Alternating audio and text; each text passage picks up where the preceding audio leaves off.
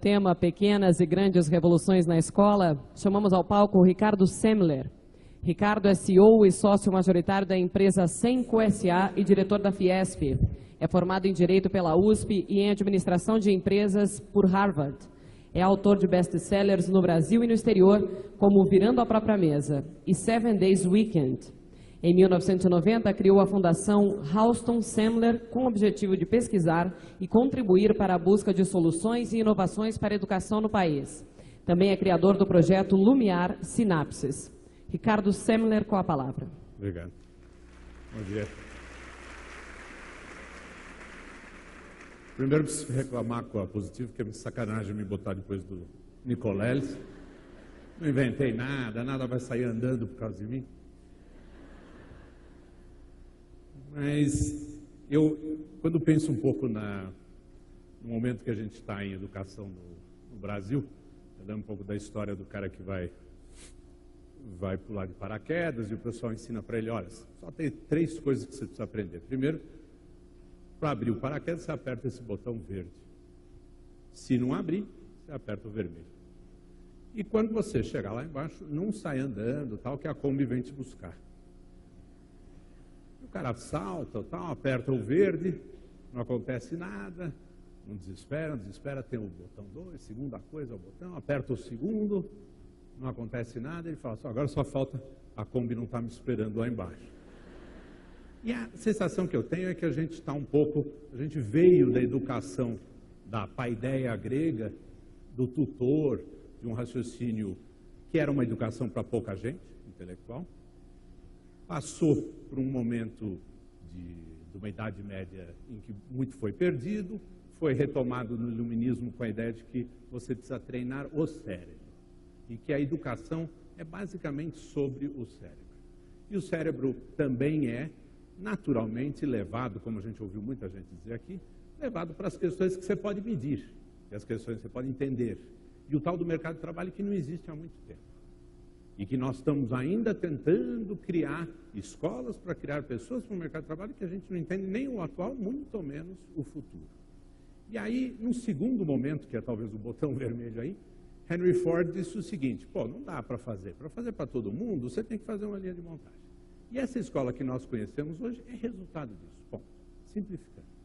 Você tem uma linha de montagem que diz o seguinte, eu tenho milhões desses bichos que eu preciso passar para o tal do mercado de trabalho, como é que eu passo?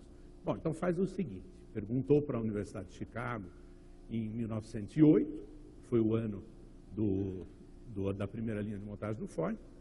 Ele disse, como é que faz isso? É fácil, faz o seguinte, quanto tempo, qual é o attention span, quanto tempo uma criança consegue prestar atenção?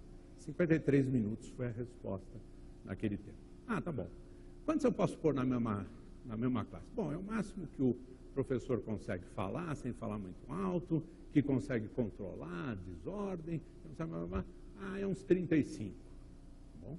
E como é que eu divido o conhecimento? Sei lá, pergunta para o biólogo, para o matemático, cada um desenha para você. Então, o seu biólogo, como é que é o negócio? Não, primeiro a ameba, depois isso, depois a divisão, vai embora.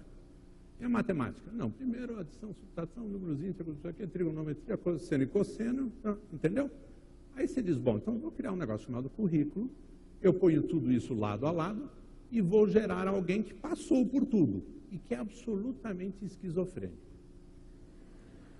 Necessariamente esquizofrênico. Ele passou por tudo aquilo porque ele saiu de uma aula de trigonometria 2, entrou numa aula de história do Japão, foi para um negócio de divisão da ameba, e aí ele tem que conseguir juntar isso. É absolutamente impossível, ninguém jamais o fez.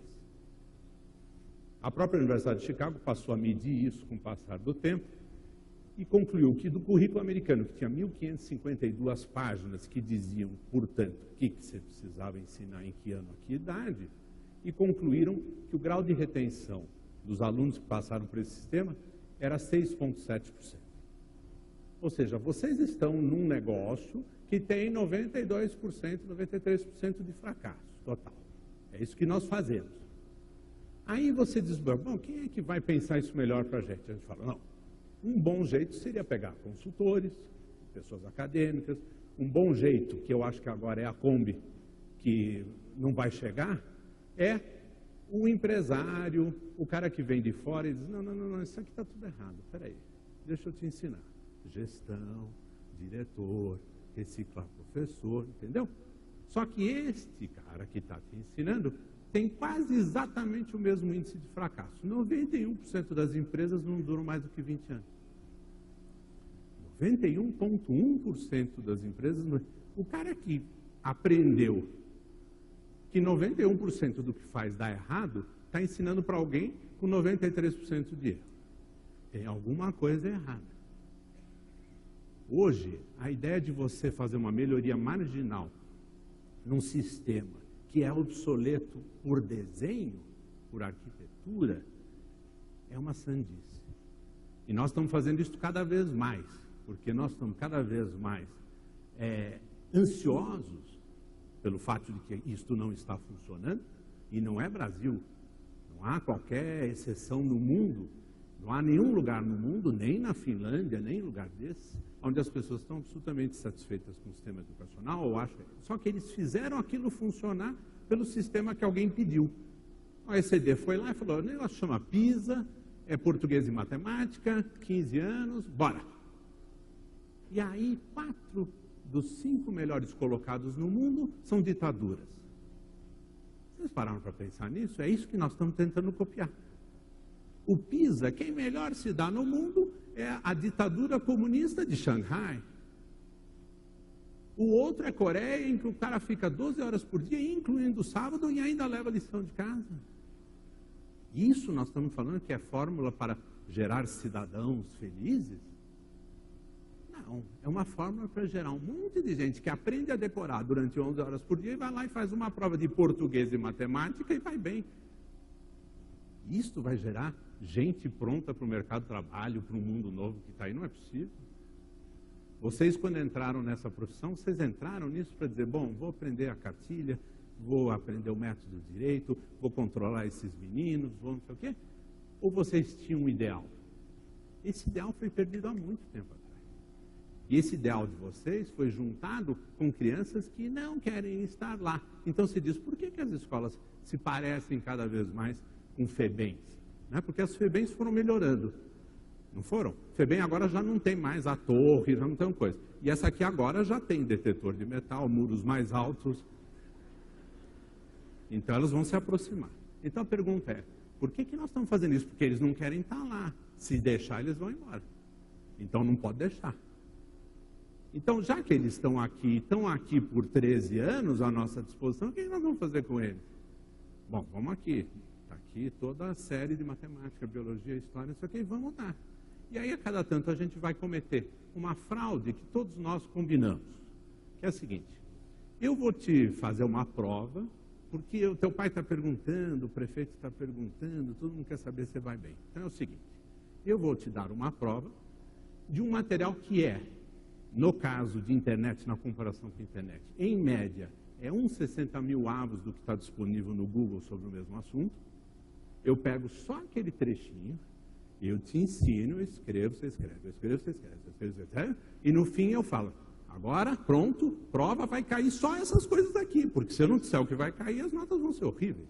Então, eu vou fazer um conluio com você, eu te conto o que vai cair. E mais ou menos. Eu deixo um pouco de cola, tudo que ajuda. Eu deixo, quando é uma prova Brasil, eu deixo que os piores fiquem doentes, estranhamente, naquele dia. Não é isso? Uma coincidência. Não é? Aí termino esse negócio, aí eu digo, puxa gente, agora eu vou fazer uma curva que pega o melhor eu trago para cá, o pior eu trago para cá. Eu digo, olha, até que não está ruim, estamos aqui com 4,3, que é a média nacional. Bom, aí você para pensar e diz, não, alguma coisa está errada com isso. Como é que esse formato originou? Como é que as crianças aprendem? Eu tenho 5 bichinhos em casa. As pessoas me diziam o seguinte, precisa aprender a aprender e tal. Bom, quando você tem um que está começando a andar com 9 meses, você acha que você está ajudando ele a aprender a andar. Você está aprendendo a aprender. Como é que é? Você faz assim, não é? Vem, vem. Alguém anda assim? Mas aí é assim que você ensina, não é? Será que eles já não vêm prontos para aprender a aprender de fábrica? Nós estamos aprendendo uma segunda língua, uma dureza, a terceira língua é um horror. Eles aprendem a falar. E você fica assim, pai, pai, e aí eles falam, peixe. Não é assim? Bom, então, tem alguma coisa acontecendo lá que nós não estamos capturando nesse mundo da escola. Eu tenho até um exemplo em casa, como é que essas crianças pensam. Nós tínhamos sempre um problema lá em casa, porque a Fernanda, minha esposa, sempre ficava muito ansiosa de viajar, ou mesmo ir para São Paulo, porque as meninas são muito pequenas, tem gêmeas lá de 2 anos e pouco. E aí, elas entendiam que tinha as babás estavam lá, depois folgavam, voltavam e tal. Mas elas sempre muito ansiosas. E um dia desses, as duas estavam conversando, as gêmeas, e a mãe tinha ido para São Paulo, e uma delas perguntou, e ela falou, onde está a mamãe? E a Olivia virou e falou, claro, está de folga, né, Letícia? E daí em diante, nós resolvemos todos os problemas de aflição da mãe. Porque ela só fala, hoje a mamãe está de folga. Ah, tá bom, tchau. Nunca me deu mais problema, porque aquilo eles tinham entendido daquele jeito.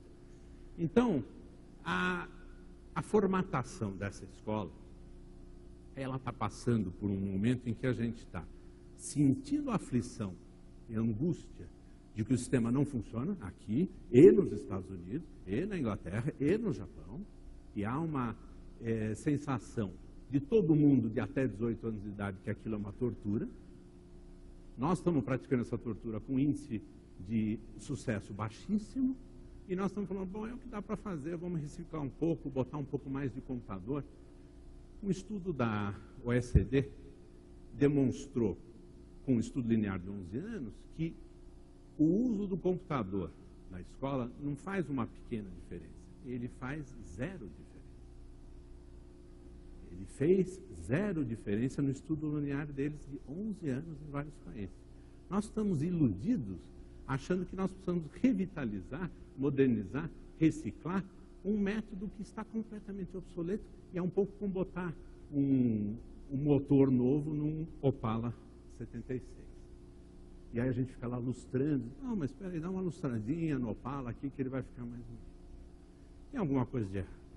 Esse desenho que está aí, que é um desenho de conhecimentos paralelos que alguém vai tentar juntar para um mundo que já não precisa mais daquilo hoje, muito menos quando as crianças chegarem lá, indica que precisa redesenhar isso do zero.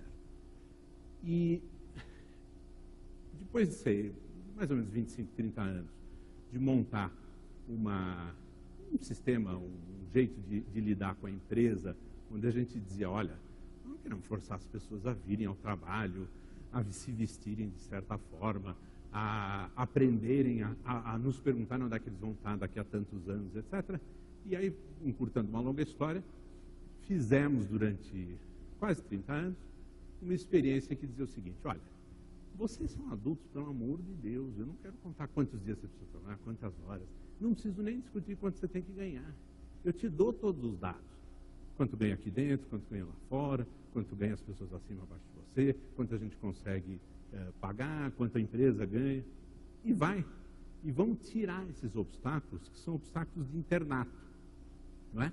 As fórmulas que a gente tem e que os sindicatos são obrigados a exigir, e que as prefeituras e municípios e estados são obrigados a atender, e que o professor precisa, etc. Qual é a regra? Por que ele isso e eu não? Por que ela foi eu nisso? Por que ganhou um adicional de aquilo?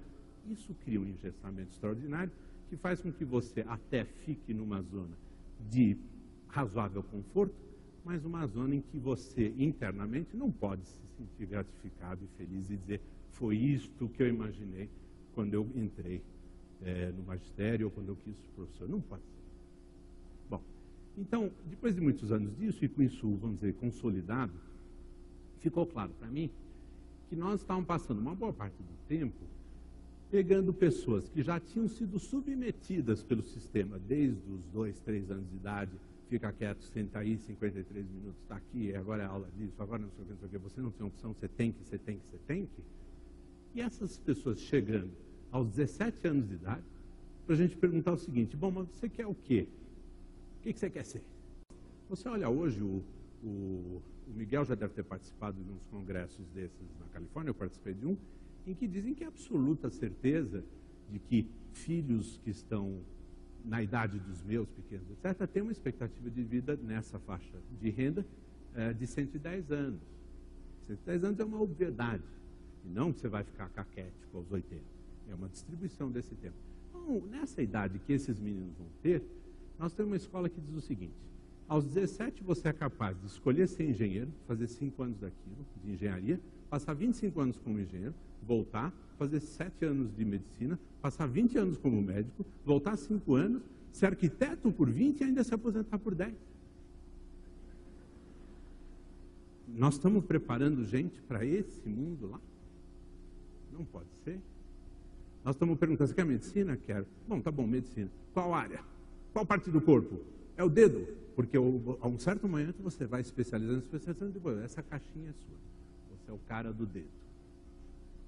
Agora, do mesmo jeito que se você pergunta, eu conheço, por exemplo, um rapaz que dá aula em São Paulo para os meninos de 17 de biologia. Ele é apaixonado. Ele é um mestre, ele adora, não sei o que. Ele tem um problema sério. 38% dos alunos que se formam dele querem ser biólogos. Vocês já viram esse fenômeno? Você pega uma criança com 16, 17 anos e põe um apaixonado na frente deles, eles vão virar violinistas. 42% vão querer ser violinista ou mecânico de trem, não é? Então, claro que se você traz uma coisa e você tem um apaixonado na frente, alguma coisa acontece. Então, o que nós fizemos foi criar uma fundação, um instituto e depois uma escola, porque nós achamos que ficar nessa conversa genérica não era produtivo, não ia ajudar ninguém, e juntamos uma turma. Primeiro, dizendo o seguinte: vamos desenhar essa escola do zero. Vamos supor que o que foi feito até agora serviu a um mundo que aí estava, mas nós precisamos de um novo. E vamos esquecer, vamos só lembrar do conhecimento acumulado da humanidade e vamos desenhar um sistema do zero. E aí nós criamos, chama-se Lumiar, e a Lumiar foi o Instituto Lumiar foi uma tentativa de fazer isso. Para ter certeza de que nós não estávamos reinventando a roda por completo e fazendo barbaridades, nós juntamos 20 e poucas pessoas que se reuniam 1 ou 2 vezes por semana e que incluía gente como o Cristóvão Buarque, o Paulo Renato, no começo o Paulo Freire, e portanto tinha gente do ramo, porque senão ia dizer, empresário, o cara aí está se metendo no negócio da escola. Chamamos pediatras, chamamos psicólogos infantis e fomos tentando desenhar. E falamos, olha, se a gente eliminasse tudo que vocês sabem hoje, ou que vocês estão trazendo como herança no mundo da escola, como é que seria essa escola do zero se a gente pudesse desenhá-la agora, do nada? E aí chegamos a uma conclusão que havia 3 pilares fundamentais. Um deles, de que a figura do professor, como ela existe, estava obsoletada. E qual é o raciocínio aí? Ele diz o seguinte: você está pedindo a uma pessoa que entrou por idealismo nessa profissão que faça uma série de coisas. Como vocês viram aqui no desenho do Marcos Magalhães sobre o diretor, todo mundo já ficou tonto. Tem que estar aqui com os pais, com o sindicato, com não sei o quê, com o prefeito. Claro que não dá conta. O professor não é muito diferente. Porque o professor se diz o seguinte: ele precisa conhecer a sua matéria-fonte, ele precisa ter uma paixão por aquela, ele precisa entender a correlação dessa matéria com outras, ele precisa saber controlar 30 meninos que não querem ficar lá, ele tem que ter pulso, mas ao mesmo tempo ser afetivo, tem que se interessar pelo desenvolvimento da sua carreira e chega. Esse é um em muitos. Com o passar do tempo da carreira, ele tem que lidar com o sindicato que está defendendo os direitos, contra um cara que não quer isso, contra o delegado que não sei o quê, com o novo prefeito, com a nova secretária que quer mudar tudo aquilo. Bom, então, esse mundo, esta função, ela não é uma função viável. Então, como é que você divide isso? Ela está basicamente dividida em 2, então nós dividimos ela em 2. E fomos buscar, na paideia grega, o raciocínio do tutor. O tutor era basicamente quem levava, muitas vezes era até escravo, era quem levava o menino para os vários lugares, né, para a academia, para o ginásio, etc. Então, esta figura do professor atual é a figura que bate com o idealismo inicial da carreira. Então, este tutor, nesse sistema, ele cuida da pessoa, da criança, do ponto de vista emocional, cultural, navega com ele os interesses reais e tenta mapear a educação daquela criança e, por último, terceiriza o processo de aprendizado para um apaixonado naquela matéria em particular. Então, esse tutor é basicamente o professor que hoje existe. Nós temos uma experiência, eu conto um pouco para vocês, mas uma experiência assumindo uma escola pública e operando ela dessa forma há vários anos. Os professores que lá estão concursados, etc., viram estes tutores. A segunda figura, a outra metade, vamos dizer, desse negócio, é o que nós chamamos de mestre. Mestre, para nós, é uma pessoa que requer duas características. É uma pessoa que seja um apaixonado, que é expert em alguma coisa. Essa é a área de profissão dele, então é o hobby, tanto faz. Tem que ser apaixonado e alguém que entende de alguma coisa em particular. E aí, com essas duas figuras lá, e esse vem de fora da escola. Esse pode ser da comunidade, pode ser pai, pode ser da cidade, etc. E a ideia, a gente percebe que com o envelhecimento da população, nós não estamos achando nenhum uso interessante, nem para os jovens desempregados, nem para as pessoas que estão se aposentando muito aquém das suas forças de trabalho. Então, nesse formato, nós estamos voltando a uma coisa quase antropológica, aonde as pessoas que se aposentarem, muitas delas muito cedo, elas conseguem voltar e por um tempo curto, que não vão ser voluntários de longo prazo, por 2 meses, por 4 meses, eles conseguem vir à escola e compartilhar sabedoria, paixão e expertise específico que nós já abandonamos como sociedade. A gente falou, isso aqui já era. Fez 62, fez 58, se aposentou, isso aqui vai para casa assistir televisão de pijama. E nós estamos dizendo, não, tem um lugar aqui para essa pessoa. Se vocês olham a distribuição que vocês têm da vida de vocês percebem o seguinte, a gente passa, em média, 19 a 23% do tempo estudando, especialmente gente como a gente. Depois, você passa 35%, 40% do tempo trabalhando e você passa o resto do tempo aposentado. Se você fizer uma curva, você percebe o seguinte, você diz, olha, disponibilidade de tempo. Disponibilidade de tempo é um U. Aí você diz, disponibilidade de dinheiro, é um sino. Saúde, é uma curva decrescente. Então você conclui que quando você tem dinheiro, você não tem tempo para usar. Quando você finalmente tem tempo, você não tem dinheiro nem saúde. É assim que nós desenhamos a nossa vida. Então, nós até tínhamos na empresa um programa muito interessante que chamava Aposente-se um Pouco. E é um programa que dizia o seguinte, eu vou te vender a sua quarta-feira de volta para você, e como eu não estou comprando só tempo, estou comprando talento, eu vou te vender por 10% do salário. Então é o seguinte, você trabalha segunda, terça, quinta e sexta, e na quarta você faz o que você ia fazer quando você se aposentasse, e em vez de você ser alpinista com 81, você faz agora com 32. Bom, então, isso corrigiria um pouco esse programa, e a gente dava um cupom e diz, quando você se aposentar, eu compro um dia por semana seu, para você não morrer intelectualmente, você fica aqui até o resto dos seus dias, trazendo sabedoria. Você demorou todo esse tempo para criar sabedoria e intuição, quando você fica pronto, eu jogo fora, porque você não quer trabalhar 10 horas por dia. Bom, então, aberto em 2, você tem esse mestre, você tem uma quantidade louca de pessoas que estaria disposta a vir à escola para falar da sua paixão e a sua maestria. Bom, segundo bloco disso, é o que a gente chama um mosaico, que diz o seguinte, ideologicamente, antropologicamente, nós todos temos um programa na nossa cabeça como tribo do que nós queremos que esses meninos aos 18 anos saiam à vida munidos de. Né?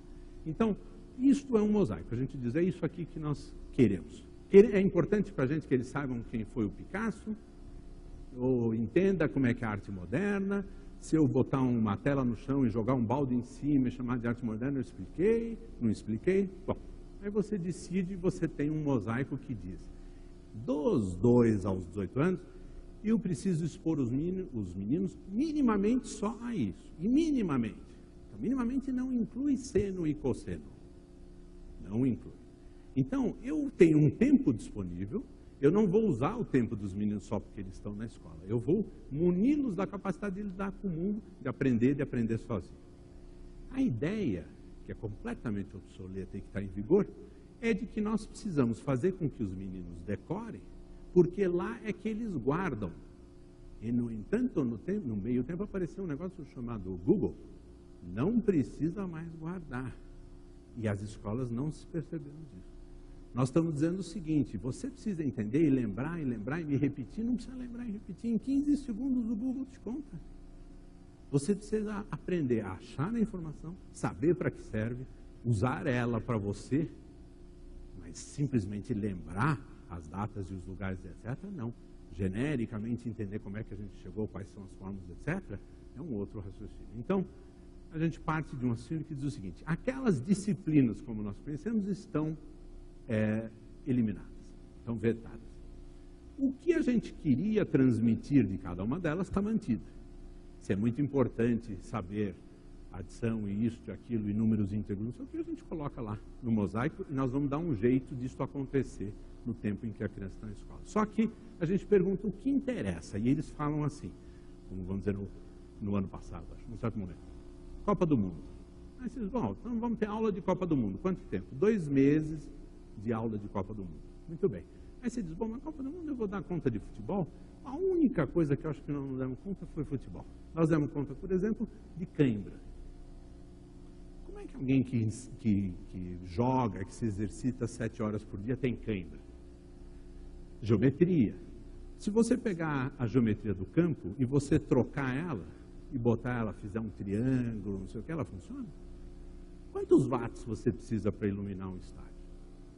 Por que demorou 71 anos entre a invenção do futebol e a invenção simultânea, 71 anos, da eletricidade, para alguém pensar num jogo noturno? Por que a humanidade é tão burrinha? Por que a humanidade é tão lenta para aprender as coisas? No Copa do Mundo você pode discutir por que a maioria dos jogadores da Holanda são negros. Se a mulher de um deles que é imigrante lá for no hospital, ela vai ser atendida ou não vai? Por que lá 98% dos partos são naturais, 1,2% é cesárea e no Brasil é 28% cesariana? São questões, Copa do Mundo. Posso falar de geografia, de história, de literatura, fazer blog, dar conta de português, não tem problema nenhum. Estamos fazendo um agora para esse bimestre que chama Aula de Amy.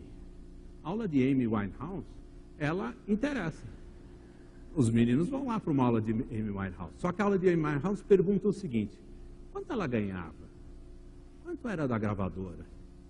Quanto ela ganha por show? Sem matemática o cara não faz nada disso.